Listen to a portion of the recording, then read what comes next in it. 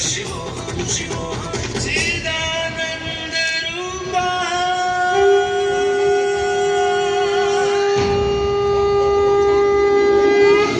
वराह पुराण में कहा गया है, नाभिदेशे महाकालस्तन्नाम्ना तत्र वै हरः, अर्थात नाभिदेश उज्जैन में स्थित भगवान महाकालेश्वर तीनों लोकों में पूजनीय हैं।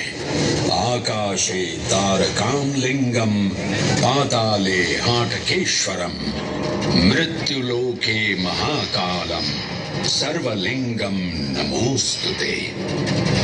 आकाश में तारक लिंग के रूप में, पाताल में हाटकेश्वर के रूप में और मृत्युलोक में महाकाल के रूप में स्थित भगवान शिव को प्रणाम। समस्त लिंग स्वरूपों में विद्यमान भगवान शिव को सादर नमस्कार। नाभिदेश उज्जैन का अटूट बंधन है महाकाल के साथ, जो महाकाल स्तोत्र में उल्लिखित है। उज्जयिन्याम महाकालम महाकालेश्वरम हरम महाकालम महायोगिनम नमामि पार्वती पतिम। तो चलिए मैं आपको कथा सुनाता हूँ इसी महान उज्जैन नगर की।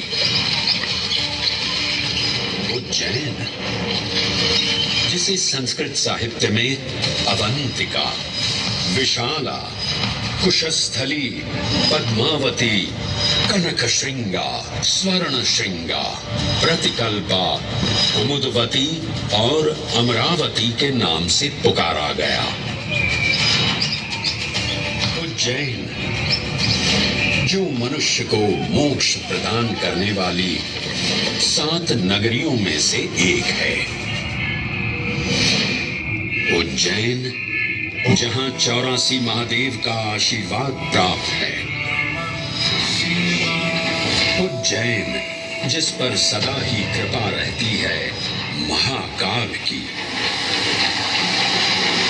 यहाँ सतत क्षिप्रा नदी की निर्मल धारा बहती है। डमरू के नाद से जीवन को ऊर्जा मिलती है। घंटियों की झनकार मन को आनंदित करती है। और यहाँ का आकाश शिव आशीष स्वरूप है।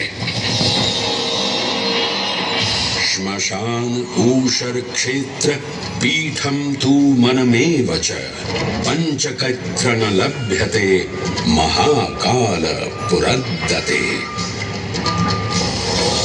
अर्थात यहाँ पर श्मशान, ऊषर यानी अनुपजाऊ भूमि, क्षेत्र अर्थात पवित्र भूमि, पीठ यानी शक्ति स्थान और मन अर्थात आध्यात्मिक शांति का स्थल, पांचों एक ही स्थान पर उपलब्ध हैं। ये संयोग महाकाल की नगरी उज्जैन की महिमा को और गरिमामय बना देता है। उज्जैन के इस अलौकिक स्वरूप से प्रभावित हो महाकवि कालिदास अपने काव्य मेघदूत में लिखते हैं, हे जलधर, यदि महाकाल के मंदिर में समय से पहले तुम पहुंच जाओ तो तब तक वहां ठहर जाना जब तक सूर्य आंख से ओझल न हो जाए। शिव की संध्याकालीन आरती के समय नगाड़े जैसी मधुर ध्वनि करते हुए तुम्हें अपने धीर गंभीर गर्जनों का पूरा फल प्राप्त होगा। ये संध्या आरती, जिसे कालिदास ने सराहा है, अत्यंत महत्वपूर्ण है, क्योंकि ये वो प्रहर है जब सभी देवी देवता गंधर्व यहाँ उपस्थित होते हैं।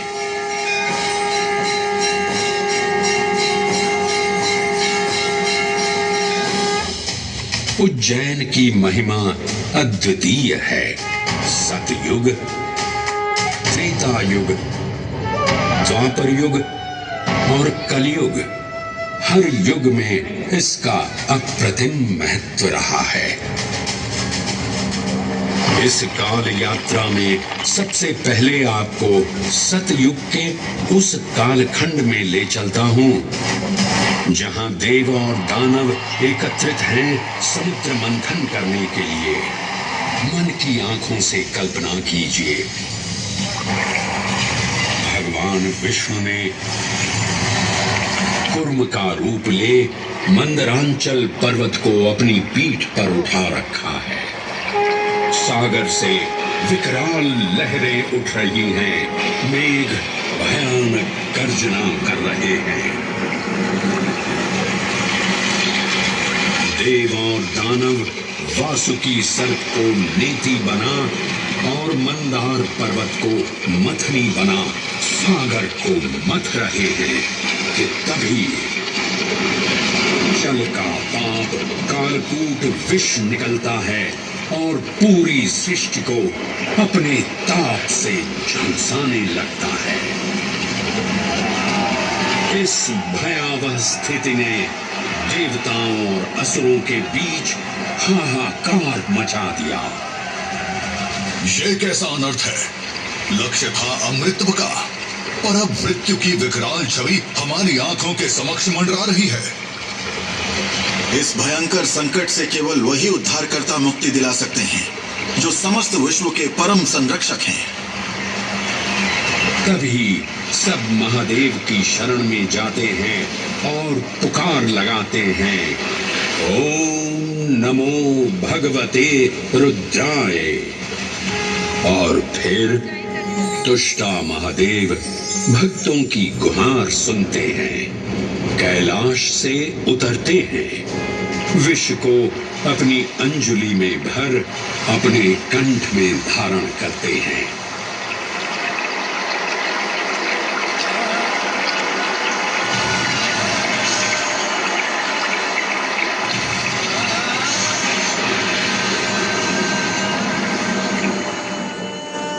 अंततो गत्वा सागर मंथन से अमृत कलश प्रकट होता है।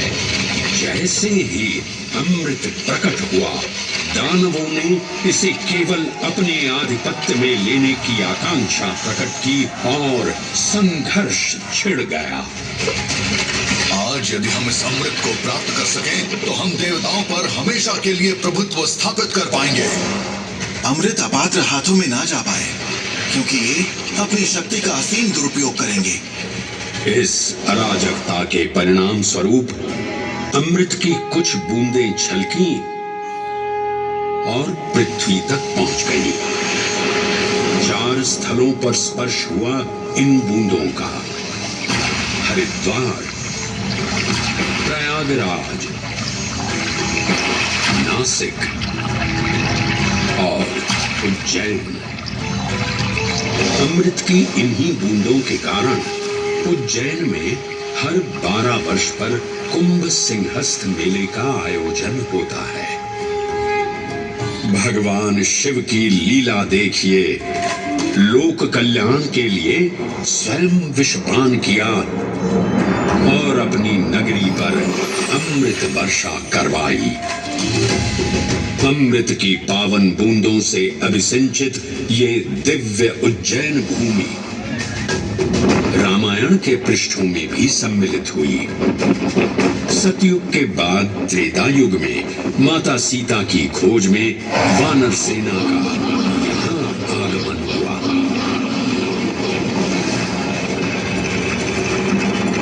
समय की इस यात्रा के माध्यम से अब प्रवेश करते हैं वाल्मीकि रामायण के किष्किंधा कांड में।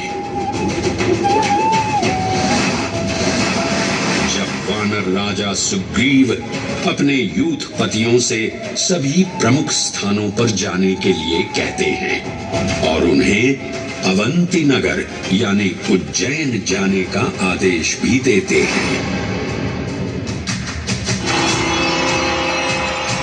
मेखला उत्कल के क्षेत्र, दशर्न के नगर, आब्रवंती, अवंती और विदर्भ के राज्य, साथ ही माहिष्का के आकर्षक राज्य में भी पूरी तरह से खोजना होगा। एक युग भगवान विष्णु के राम अवतार से संपृक्त और अगला युग उन्हीं के एक और दिव्य अवतार से समरस होना, ये अद्वितीय संगम केवल उज्जैन में ही संभव था। परंतु एक क्षण ठहरिए और ध्यान से सुनिए। ये हैं महाकाल के 1008 दिव्य नाम। हाँ, मैंने काल चक्र को परिवर्तित कर दिया है और अब द्वापर युग का शुभारंभ हो चुका है। विस्मय पूर्ण हो जाएंगे ये जानकर कि महाकाल के इन नामों को स्वयं भगवान श्री कृष्ण ने रच पिरोया था। महाकाल सहस्रनामा की ये अद्भुत रचना उस समय की है जब योगेश्वर कृष्ण उनके मित्र सुदामा और शेषावतार बलराम ने अवंती नगरी स्थित सांदीपनि के आश्रम में वेदांत दर्शन और शस्त्र विद्या की शिक्षा ग्रहण की थी। कहते हैं कि भगवान कृष्ण को अवंती ने ऐसा मंत्र मुग्ध कर दिया कि यहाँ 64 दिनों तक रुककर उन्होंने 64 विद्याएं और 14 कलाओं का ज्ञान लिया। उज्जैन का संबंध महाभारत से भी जुड़ा हुआ है।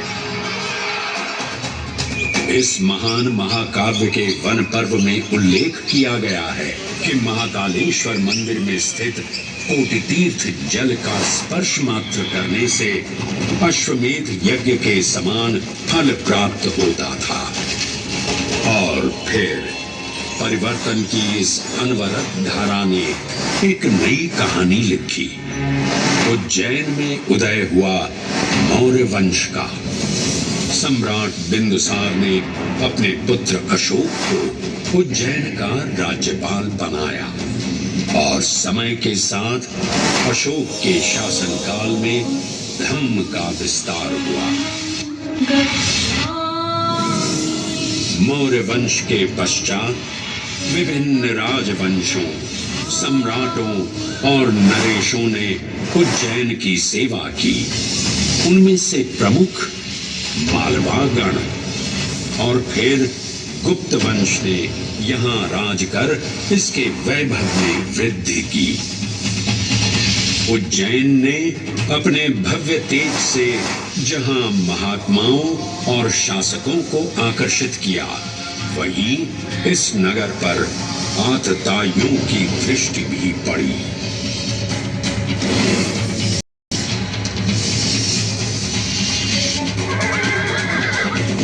शक मध्य एशिया की खानाबदोश जनजाति थी, जिन्होंने उत्तर पश्चिमी और मध्य भारत के कुछ हिस्सों पर आक्रमण कर अपना शासन स्थापित किया। ईसा पूर्व प्रथम